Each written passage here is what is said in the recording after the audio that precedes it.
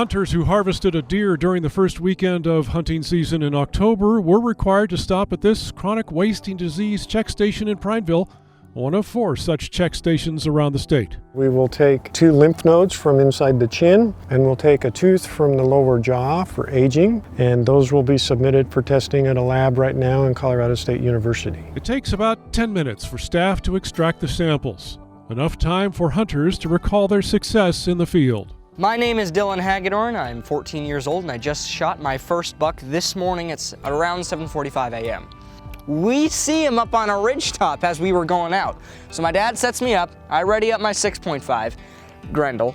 I just look and BAM!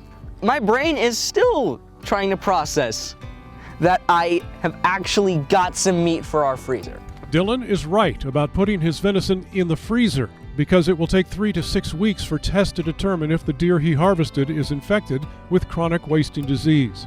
Similar mandatory stops and inspections will be required November 4th through 6th during the first weekend of the Rocky Mountain elk season. We do recommend that if you're submitting your animal for CWD testing, that you might wait till you hear the results. We've been conducting this effort now in Oregon for 25 years to the tune of over 27,000 samples. We have yet to find it in the state of Oregon, which is good news. Symptoms of chronic wasting disease include loss of balance, drooling, emaciation, or wasting, leading some to refer to sick animals as zombie deer.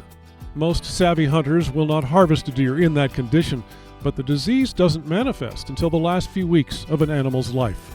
Well, chronic wasting disease, or CWD, scientifically we call it transmissible spongiform encephalopathy. Basically what it is a protein that's a really weird shape. What it does is it builds up in neurologic tissue in the brain, and that abnormal protein lyses or kills the cell. And as it continues to kill brain cells, it actually winds up putting holes in our brain. Chronic wasting disease is always fatal, and there's no treatment or cure. It was first detected in Colorado and has since spread to deer herds in more than 20 states. We're working so hard to promote healthy, vigorous populations of white-tailed deer, mule deer, Columbian black-tailed deer, elk in the state.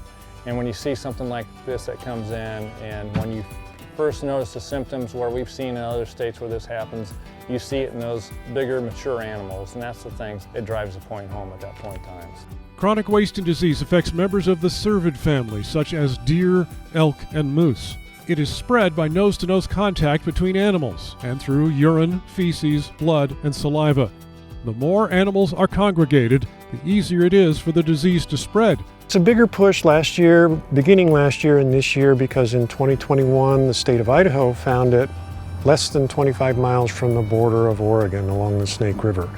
That concerns us. It was a very big jump from the state of Montana to Idaho near our border. We also know from our research and collaring efforts in both states that both deer and elk move back and forth across that river. So we're very concerned about how close it is. That's why we're stepping up our effort. Last year, these check stations actually became mandatory. The Centers for Disease Control and Prevention recommends not eating the meat from an animal that tests positive for CWD, even though it's not clear if the disease is transmissible to humans. Oregon takes that precaution a step further by advising hunters not to shoot or handle deer or elk that look sick or are acting strangely. If a hunter lets us sample an animal that they've harvested and it comes back as positive with chronic wasting disease, we have a number of options where we will help properly dispose of that animal and the carcass. What we don't want is those things going out on the landscape, because the agent that causes chronic wasting disease lasts a long time out there on the landscape, so that's really a bad idea. We'll allow them to properly dispose of it either in a certified landfill that controls leaching and scavengers, or preferred to have it incinerated at like a very high temperature. The possibility that chronic wasting disease could infect Oregon's deer and elk brings all kinds of uncertainty to these iconic animals everyone so enjoys seeing in the great outdoors.